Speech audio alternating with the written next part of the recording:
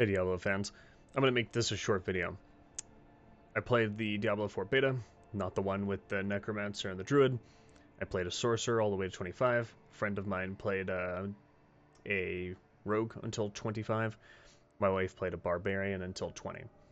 You couldn't get past 20, mostly because the game was not very fun when me and the Rogue would absolutely annihilate a room before she could even enter the room. She even had to charge and leap. It just didn't matter. We were both super fast, and we cleared an entire room in 1 or 2 buttons. I think that there's a weird stigma going on where people are thinking that you are pigeonholed into your basic skill, choosing your core skill, where if you take Frostbolt, you take Ice Spenders, and etc., which just isn't true. In a lot of videos that you can find, a lot of people will mix the two, such as maybe you have the Fire Ultimate, or you're using Hydra, while you are using Ice abilities or Lightning abilities. I've got a clip here that I'd like to show. This clip shows a Sorcerer beating up this boss.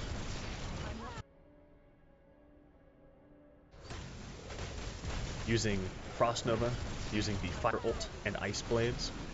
This build here relies on the, if you look at the cooldowns down here, the cooldown reduction from hitting vulnerable enemies.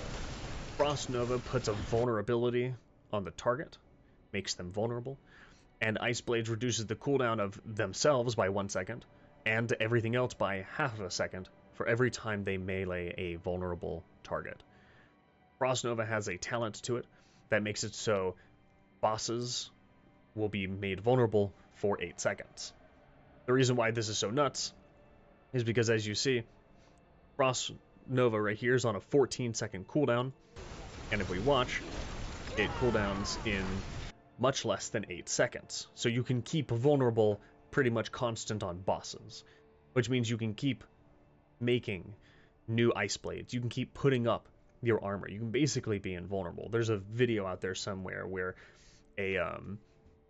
a sorcerer used this build on the world boss and was basically immortal the whole time.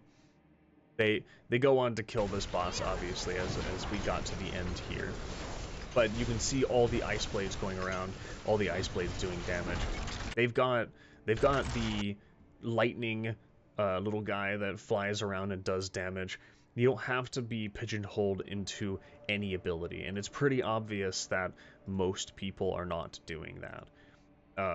It doesn't look like they even have a core ability on their bar. This is 3 defensives, the Conjuration, Lightning, Spear, the Ice Blades, and then the Fire Ultimate. So they don't even run a core ability at that.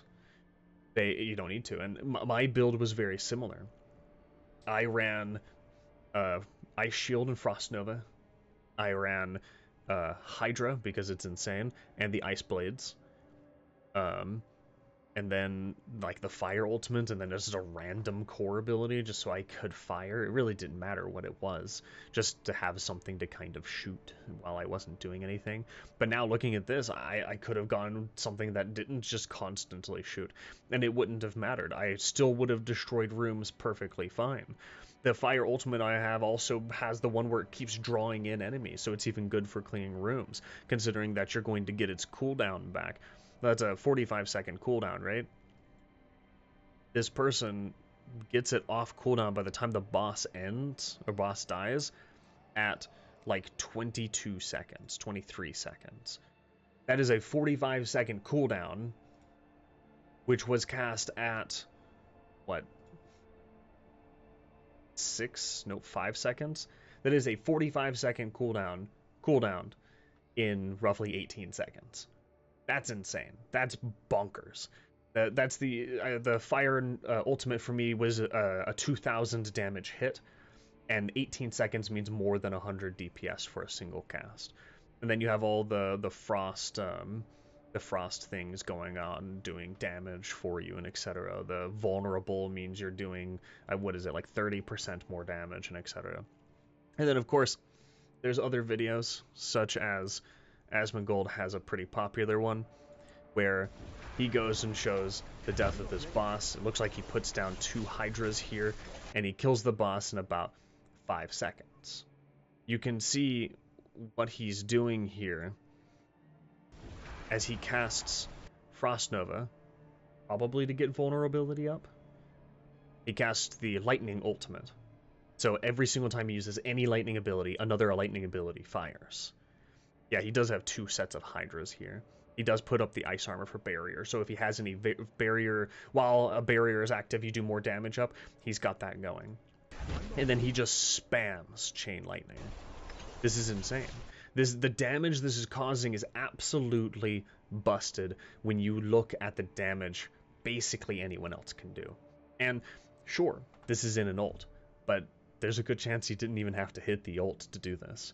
A lot of this damage looks like it started the moment he started hitting Chain Lightning. You can see right here, not much is happening.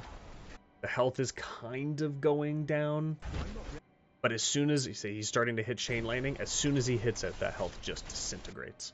Absolutely annihilating the boss. So yeah, I think that maybe there needs to be some tuning for low level.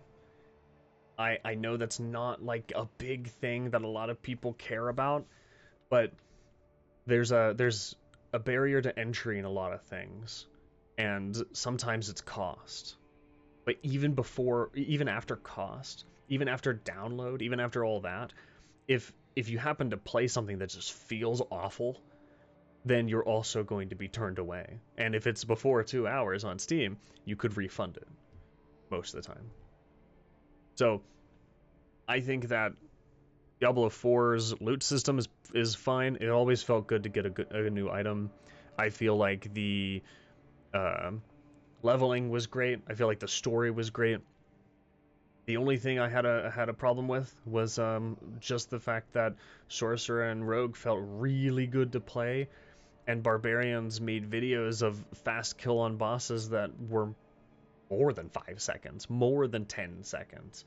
And yeah, there was the Ice Blades one we watched where they took 20 seconds to kill the boss, but you know, to each their own. Maybe they like that build more. That build technically does have infinite barrier, or damn near, because you keep the frost ice shield, or frost armor, or whatever it's called, on cooldown, or not on cooldown, or both.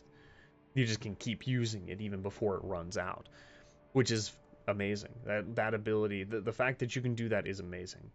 But yeah, I think it's going to be a great game. I think it's going to be really fun. Anyone who has big gripes about it, I mean, technically we still have till June, so maybe some things could change. I'm looking really forward to Necromancer. My wife's looking forward to Druid. I think my Rogue friend's gonna keep playing Rogue, but they might try out Necromancer too, so it'll be real interesting.